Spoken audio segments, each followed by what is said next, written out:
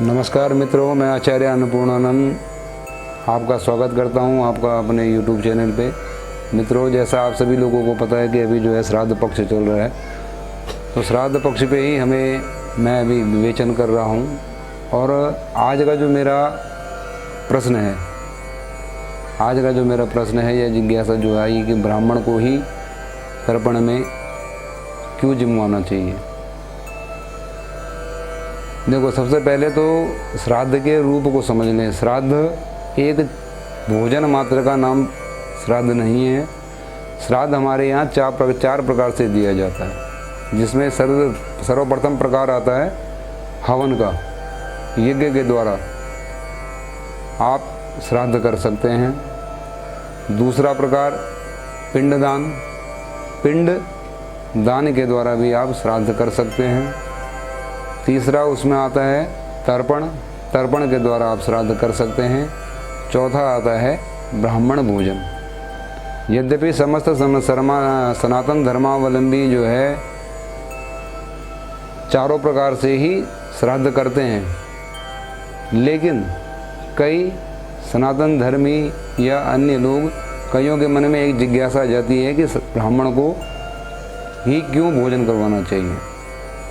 तो हम जैसे कि आप सभी लोगों को पता है, कुछ लोगों को पता होगा कि वेद कहता है कि मुखाद अग्नि रजाए, तो भगवान के मुख से अग्नि का प्राकट्य है और भगवान के मुख से ही ब्राह्मणों से मुखमासीद, ब्राह्मण की उत्पत्ति भी जो है हमारे यहाँ भगवान के मुख से बताई गई है।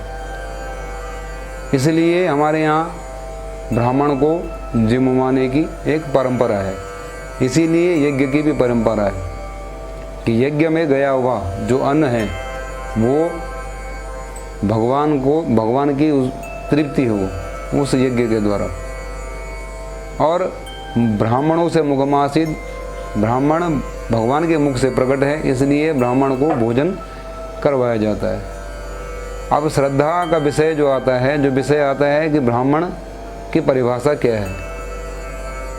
ब्राह्मण जो है केवल धोती कुर्ता पहन लेने मात्र से ही ब्राह्मण नहीं कहलाता। उसके अंदर, जैसे भगवान ने भगवत गीता में कहा, चातुर्य वर्णम मया सृष्टम गुण कर्म विभागसा, चारों वर्णों को मैंने उत्पन्न किया है। उनके गुण से, उनके कर्म से, उनके स्वभाव से मैंने ही उनको, गुण कर्म स्वभाव भी मैंने ही उनको दिए हैं। तो जब भगवान ने गुण भी और कर्म भी और स्वभाव भी जो है भगवान ने ही दिया हुआ है, तो कुछ उसके अंदर विशेषता स्वाभाविक होगी।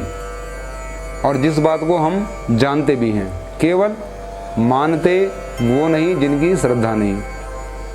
और आप किसी भी जाति में, किसी भी धर्म में, किसी भी पंथ में आप इस बात को अनुभव कर सकते हैं कि स्वाभाविक कुछ परंपरा, स्वाभाविक गुण कुछ जन्म से व्यक्ति में आते हैं। अब ब्राह्मण की परिभाषा को हम अगर परिभाषित करें तो जैसे बताया गया हमारे यहाँ कि ब्राह्मण कैसा होना चाहिए, वो ब्राह्मण होना कैसे चाहिए। धार्मिक प्रवृत्ति का होना चाहिए, भगवान के प्रति परम आस्थावान होना चाहिए, मधुरभाषी वो होना चाहिए। और गुण उसके उत्तम होने चाहिए। गुण उत्तम मतलब वेदवाणी प्रवर्तते, वेदवाणी को श्रोत्रिय हो, ब्रह्मनिष्ठ हो, परमात्मा में, धर्म में उसकी बुद्धि हो, वो ब्राह्मण की परिभाषा है। अब इसमें जो हमारा वो आता है, जो हमारा प्रश्न है कि ब्राह्मण क्यों जिमाया। ब्राह्मण को इसीलिए जिमाया जाता है कि वो जो है उसकी उत्पत्ति भगवान के मुख से है। अब इसमें हमारी जो अपनी बुद्धि है, हम लोगों की जो बुद्धि है, वो बुद्धि को हमको इतना अपने जो है धर्म के अनुरूप बनानी चाहिए। ब्राह्मण के प्रति यही कह देना उचित नहीं कि ब्राह्मण को भोजन कराने मात्र से, अगर श्रद्धा होगी तो आप कह सकते हैं, लेकिन ये कह देना कि केवल ब्राह्मण अगर इस बात को कहे कि आप ब्राह्मणों को भोजन करवा करके ही पितरों की मुक्ति करें तो वो खराब है, उसको आप खराब कह सकते हैं। लेकिन जब परंपरा अनुसार हम करते हुए चले आते तो उसमें कहने की आवश्यकता नहीं। तो ब्राह्मण को जो जिमवाना है, ब्राह्मण को जो भोजन कराने की है, वो इसीलिए जमा जाता है कि जैसे अग्नि के द्वारा भोजन शुद्ध होता है, यज्ञ सफल होता है, इसीलिए ब्राह्मण को जिमा जाता है। ब्राह्मणों से मुखमासित, क्योंकि उसका वो भगवान के मुख से उत्पन्न है। तो वैसे भी लौकिक भाषा में कह दिया जाता है कि ब्राह्मण को मीठा खिलाने से जो है भगवान प्रसन्न होते हैं। जैसे अग्नि में घी डालने से प्रसन्न होते हैं, ऐसे ब्राह्मण को मिष्ठान खिलाने से जो है भगवान प्रसन्न होते हैं। लौकिक भाषा में जैसे हमारा ये कह दिया जाता है, तो वो एक श्रद्धा का विषय है। अग्नि पे यदि हमारा विश्वास है, गाय पे हमारा विश्वास है। दूसरी बात, ब्राह्मण जब भी आपके यहाँ भोजन करेगा तो वो पहले अपना कभी भी ब्राह्मण भोजन नहीं करता। ब्राह्मण भी इसी बात को कहता है कि पहले अग्नि को आप जिमवाइए, पहले अग्नि को जिमवाएंगे, उसके बाद में गाय के निमित्त जो है भोजन निकलवाया जाता है, गाय के निमित्त रोटी निकलवाई जाती है। उसके बाद कुत्ते के लिए भी संकल्प पूर्वक जो है रोटी निकलवाई जाती है। उसके बाद कौवे के लिए, चींटियों तक के लिए जो है अन्न निकलवाया जाता है। तत्पश्चात ब्राह्मण को भोजन करवाया जाता है।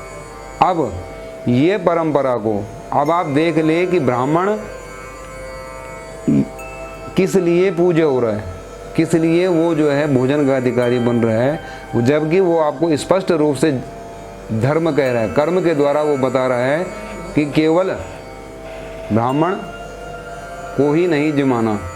इस सब चीज़ में हमारा विश्वास होना चाहिए कि ब्राह्मण ही नहीं, गाय के लिए भी निकालो, कुत्ते के लिए निकालो। मतलब एक को जिमाने मात्र से ही तृप्ति पितरों की नहीं होती, इसीलिए ब्राह्मण को जिमाया जाता है, क्योंकि वो आपको धर्म के अनुरूप एक धर्म में लगाना उसकी प्रवृत्ति है। और वो शास्त्रों का वो एक संस्कारित आपको जो है संस्कारित रूप से, वो क्रियामान रूप से कर्म के द्वारा आपको समझाता है। तो कर्म के द्वारा वो जो है आपको बता रहे हैं। इसलिए ब्राह्मण को भोजन क्यों करवाना चाहिए, शायद आप इस वीडियो में समझ जाएंगे। और शायद संभवतः मैं समझाना चाह रहा हूँ, वो जो मैं समझाना चाह रहा हूँ आप समझ में आपके आ रहा हो कि ब्राह्मण को क्यों भोजन करवाना चाहिए। कोई नियम नहीं है इसी के लिए कि इसीलिए जो है ब्राह्मण को भोजन जिमाना चाहिए, वो एक श्रद्धा का विषय है। यदि आपकी ब्राह्मण पे श्रद्धा है तो इसलिए ब्राह्मण को भोजन कराया जाता है, जो मैंने आपको अभी तक बताया। यदि आपको ये वीडियो अच्छी लगे तो आप इस वीडियो को लाइक करें, शेयर करें और सब्सक्राइब करें। समय के साथ साथ आपको अन्य जानकारियाँ भी दी जाएंगी। आगे आने वाली अमावस्या तिथि तथा तत्पश्चात आने वाले शारदीय नवरात्र हमारे शुरू होने वाले हैं। इस विषय में भी आपके पास शास्त्रानुरूप जो मार्गदर्शन है, हमारे परंपरा के अनुसार जो मार्गदर्शन है, वो आपको बताया जाएगा। धन्यवाद।